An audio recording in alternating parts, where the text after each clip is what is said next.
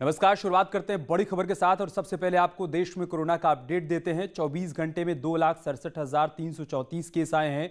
इन्हीं 24 घंटे में 3,89,851 मरीज ठीक होकर अपने घर गए। एक दिन में सबसे ज्यादा 4,529 लोगों की मौत की खबर है। 32,26,719 एक्टिव केस हो गए हैं। 18,58,09,302 लोगों को अब तक वैक्सीन लगाई जा चुकी है।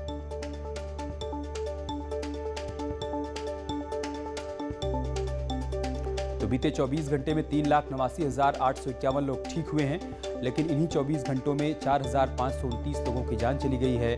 32,26,719 कुल मिलाकर एक्टिव केस हैं। वैक्सीनेशन की बात करें तो 18 करोड़ से अधिक लोगों को अब तक वैक्सीन लगाई जा चुकी है। 2,67,000 नए मामले सामने आए हैं बीते 24 घंटे में।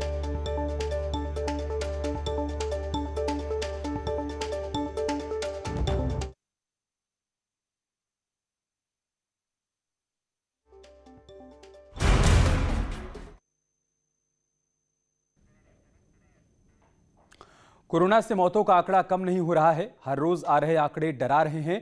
इस बीच यूपी में कोरोना कर्फ्यू के बाद भी कई जगहों पर लोगों की लापरवाही दिख रही है। लोगों की भीड़ कोरोना को दावत दे रही है। लोग सोशल डिस्टेंसिंग का पालन नहीं कर रहे हैं, मास्क नहीं पहन रहे हैं। इस बीच ये भी सवाल उठ रहे हैं कि क्या पुलिस के सॉफ्ट रवैये की वजह से कहीं लोग लापरवाह तो नहीं हो गए हैं। तो एक तरफ कोरोना के आंकड़े बढ़ रहे हैं, रिकवरी रेट भी बढ़ रहा है, लेकिन संक्रमण के मामले भी बढ़ रहे हैं और इन सब के बीच लोगों की लापरवाही की तस्वीरें भी सामने आ रही हैं। कई जगहों से जहां पर लोग 2 गज की दूरी का ना तो ख्याल रख रहे हैं, ना ही मास्क लगा रहे हैं। कई जगहों पर तमाम आयोजन भी किए जा रहे हैं और उन आयोजनों में भी कोविड गाइडलाइंस की धज्जियां उड़ाई जा रही हैं। इन सब के बीच सवाल ये खड़ा हो रहा है कि इस बार कोरोना कर्फ्यू के दौरान पुलिस का जो सॉफ्ट रवैया है, क्या उसके चलते लोग कोविड प्रोटोकॉल का उल्लंघन कर रहे हैं या फिर नियमों को हल्के में ले रहे हैं।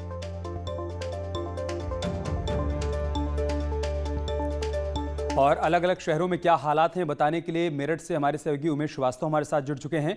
आगरा से हिमांशु हमारे साथ जुड़े हुए हैं। गोरखपुर से रामगोपाल द्विवेदी भी हमारे साथ जुड़ चुके हैं।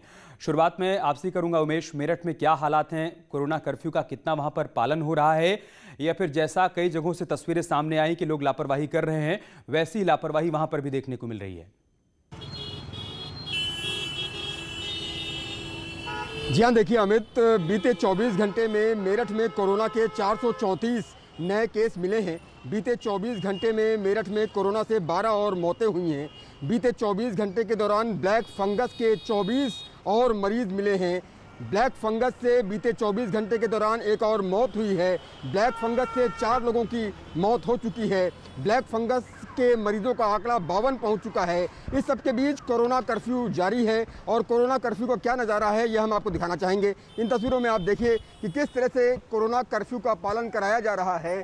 पुलिस की गाड़ी यहाँ पर गश्त करती हुई नजर आती है। अभी एसएचओ की गाड़ी यहाँ से निकल रही है। लगातार लोगों को अनाउंसमेंट करके समझाया जा रहा है, जागरूक किया जा रहा है, लेकिन अभी भी कई ऐसे जिद्दी लोग हैं जो निकल रहे हैं, बेवजह घूम रहे हैं, बेवजह घर से निकल करके किसी तरह से राइड के लिए निकल रहे हैं। ऐसा लगता है कि खाली सड़क है। बहुत ऐसे लोग हैं जो सिर्फ और सिर्फ राइड के लिए निकल रहे हैं। उनको लगता है कि अगर हम सुबह सुबह निकलेंगे तो अच्छी राइड हो जाएगी, लेकिन वो ये नहीं जानते हैं कि अच्छी राइड के साथ साथ उन्हें कोरोना भी मिल जाएगा। इन तस्वीरों में आप देखिए कि किस तरह से मेरठ के बेगमपुल चौराहे का नज़ारा है।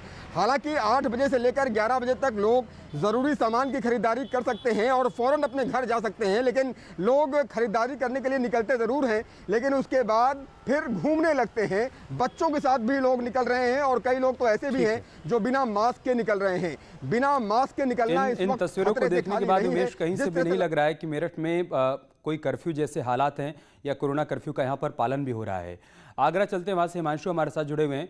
हिमांशु, क्या वहां पर भी ऐसी लापरवाही देखने को मिल रही है? पुलिस के सॉफ्ट रवैये के चलते क्या इस बार लोगों ने कोरोना कर्फ्यू को हल्के में ले लिया है क्या?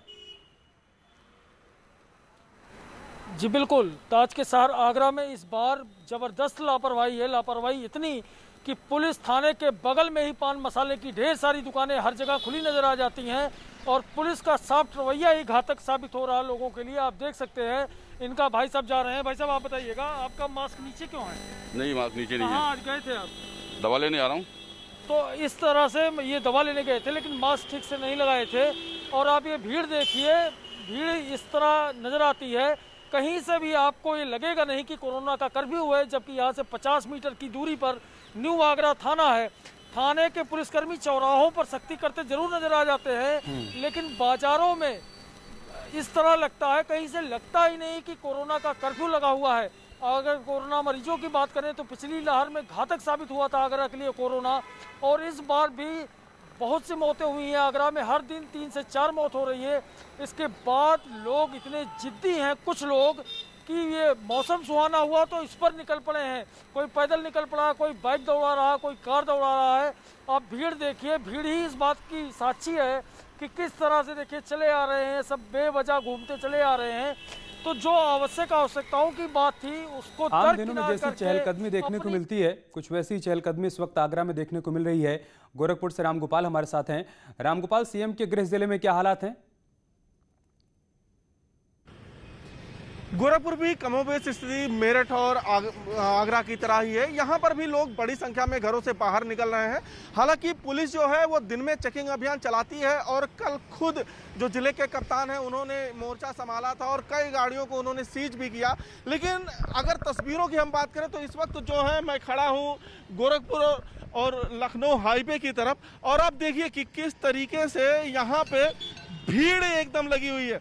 आप सामान्य दिनों में जिस तरीके से सफ़र करते हैं बिल्कुल उसी तरीके से आज भी यहाँ पे लोग सफ़र कर रहे हैं, और तस्वीरें अपने आप इस चीज़ की गवाही दे रही हैं कि किस तरीके से लोगों के अंदर बिल्कुल खौफ नहीं है। हालांकि जब रोका जाता है, जब उनसे ये कहा जाता है कि आप कहाँ जा रहे हैं, तो उनके पास एक बहाना होता है कि हम दवा लेने जा रहे हैं या हम आवश्यक कार्य से जा रहे हैं। लेकिन जिस तरीके से यहाँ पे लोग जो है बाहर निकल रहे हैं, वो बहानेबाजी भले ही आज चल जाए, लेकिन ये लोग कहीं ना कहीं जो है कोविड को बढ़ावा देने की रामगोपाल, ये खुद की जान भी खतरे में डाल रहे हैं और दूसरों की जान भी खतरे में डाल रहे हैं। राजधानी लखनऊ से राजीव हमारे साथ जुड़ चुके हैं। राजीव, पिछली बार लॉकडाउन में जब पुलिस की सख्ती थी तो सड़कों पर सन्नाटा देखने को मिल रहा था, लेकिन इस बार कोरोना कर्फ्यू के बावजूद ऐसे हालात हैं नहीं, लोग चहलकदमी करते हुए नजर आ रहे हैं। पुलिस का रवैया ऐसा क्यों हो गया है कि ठीक है लोग टहल रहे हैं तो टहलें, हम क्या करें?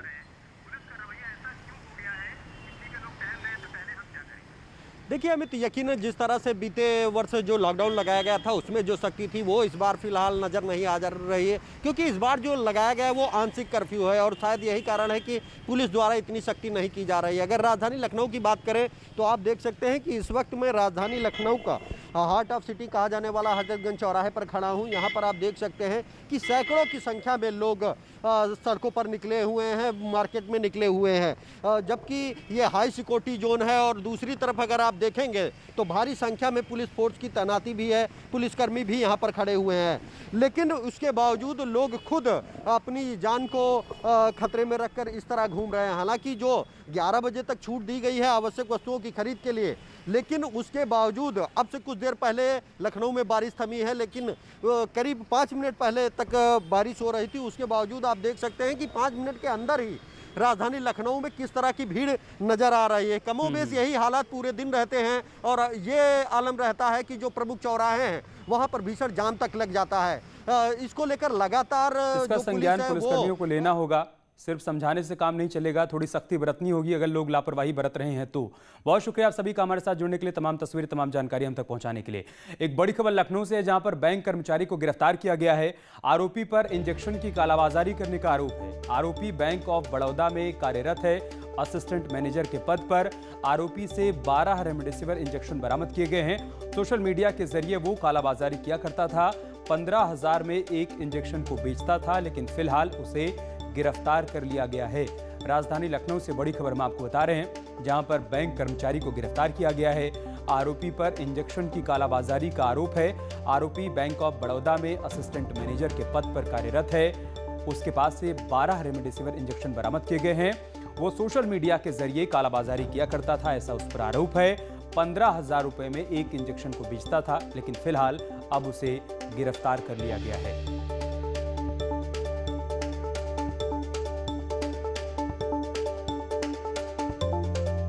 तो लखनऊ से खबर हम आपको बता रहे हैं। पुलिस का शिकंजा कालाबाजारी करने वालों पर कसता जा रहा है और इसी कड़ी में बैंक कर्मचारी को गिरफ्तार किया गया है। उस पर आरोप है कि वो सोशल मीडिया के माध्यम से रेमडेसिविर इंजेक्शन की कालाबाजारी कर रहा था, जिसे पुलिस ने अब गिरफ्तार कर लिया है। उत्तर प्रदेश सरकार में बाढ़ नियंत्रण एवं राजस्व राज्य मंत्री और मुजफ्फरनगर के चरथावल विधानसभा सीट से बीजेपी के विधायक विजय कश्यप का कोरोना के चलते मंगलवार को निधन हो गया। उन्हें गुरुग्राम के मेदांता अस्पताल में भर्ती करवाया गया था। विजय कश्यप 52 साल के थे। उत्तर प्रदेश में कोरोना से जान गंवाने वाले वो 5वें विधायक हैं जो दूसरी लहर से संघर्ष करते हुए जिंदगी की जंग हार गए। विधायक विजय कश्यप 20 अप्रैल को कोरोना पॉजिटिव हुए थे। 29 अप्रैल से मेदांता में भर्ती थे। कुछ दिन नानौता स्थित घर में ही आइसोलेट भी थे। तबीयत बिगड़ने के बाद 29 अप्रैल को गुरुग्राम के मेदांता अस्पताल में उनको भर्ती करवाया गया था। वहीं कल रात अचानक विधायक विजय कश्यप के निधन की खबर सामने आई।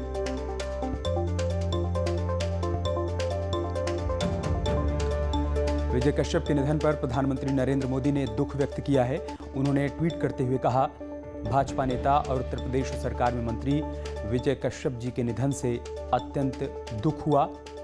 वे जमीन से जुड़े नेता थे और सदा जनहित के कार्यों में समर्पित रहे। शोक की इस घड़ी में उनके परिजनों और प्रशंसकों के प्रति मेरी संवेदनाएं।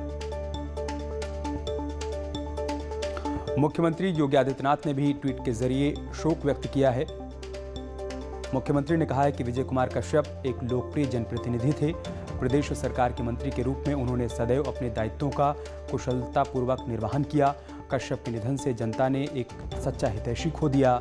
मुख्यमंत्री ने दिवंगत आत्मा की शांति की कामना करते हुए शोक संतप्त परिजनों के प्रति अपनी संवेदना व्यक्त की है। एसपी अध्यक्ष अखिलेश यादव ने भी ट्वीट कर श्रद्धांजलि दी है। अखिलेश यादव ने अपने ट्वीट में लिखा है, यूपी सरकार में मंत्री विजय कश्यप जी का कोरोना संक्रमण के चलते निधन अत्यंत दुखद है। शोकाकुल परिजनों के प्रति संवेदना। ईश्वर दिवंगत आत्मा को शांति दे।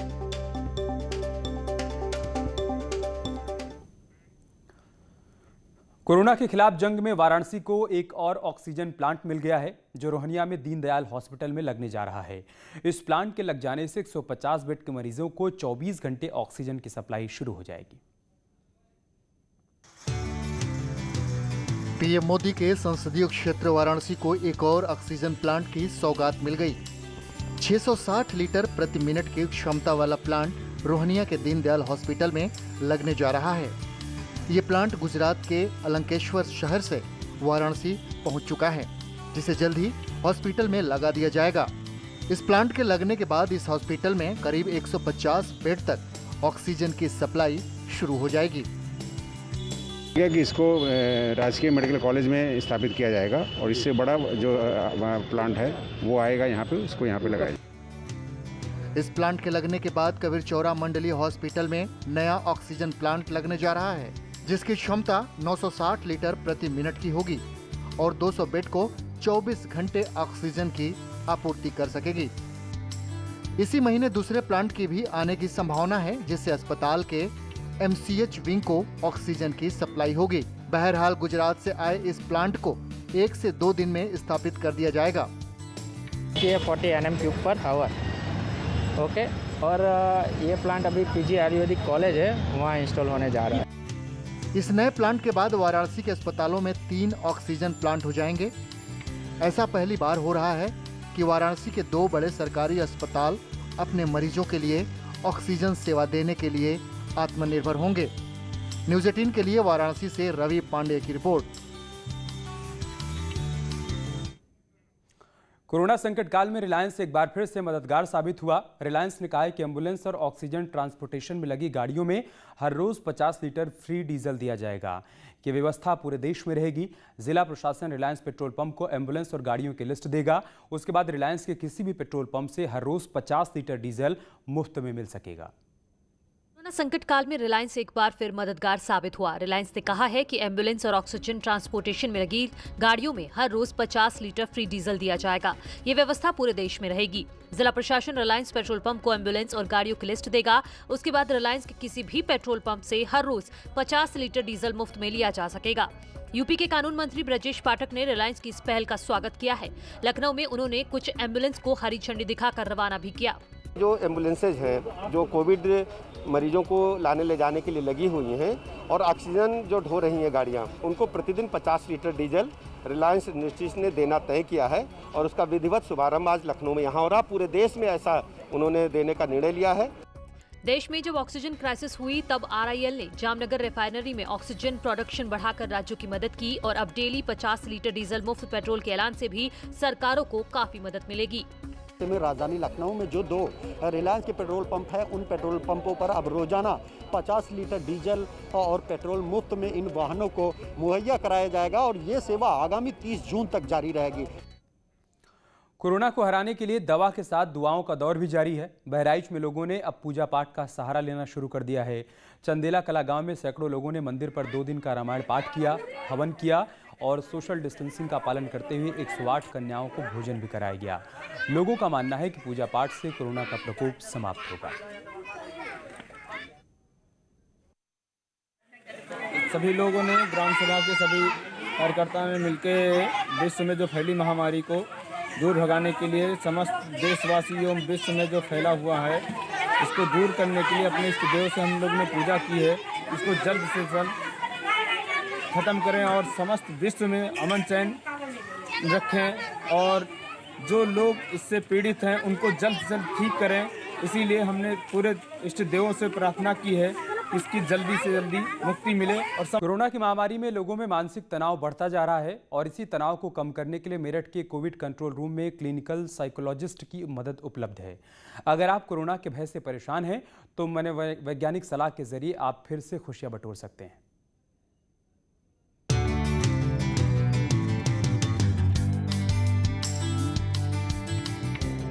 मेरठ के कोविड कंट्रोल रूम में कोरोना की रोकथाम के साथ मरीजों को मानसिक रूप से भी स्वस्थ किया जा रहा है। कोविड कंट्रोल रूम में मनोवैज्ञानिक उन मरीजों से बात कर रहे हैं जो भय के शिकार हैं।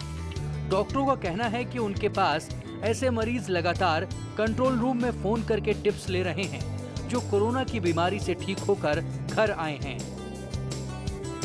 जो लोग ऑलरेडी कोविड सर्वाइवर हैं उनके तो मानसिक स्वास्थ्य पर बहुत ही गहरा प्रभाव पड़ा है, तो उन लोगों के लिए हम सिर्फ इतनी सलाह देना चाहेंगे कि पहले तो सबसे पहली बात है वो सकारात्मक रहें, क्योंकि अगर आप रिसर्च को देखें तो इम्यूनिटी पावर और सकारात्मकता के बीच में बहुत बड़ा एक कोरिलेशन पाया गया है। यानी कि अगर आप मानसिक रूप से स्वस्थ हैं तो आपका इम्यून सिस्टम बेहतर काम करेगा, तो ऐसे में सकारात्मक रहना बहुत ज़रूरी है। कोरोना काल में मरीजों के लिए 24 घंटे मनोवैज्ञानिक लोगों को मानसिक तौर पर मजबूत रहकर लड़ने के टिप्स दे रहे हैं।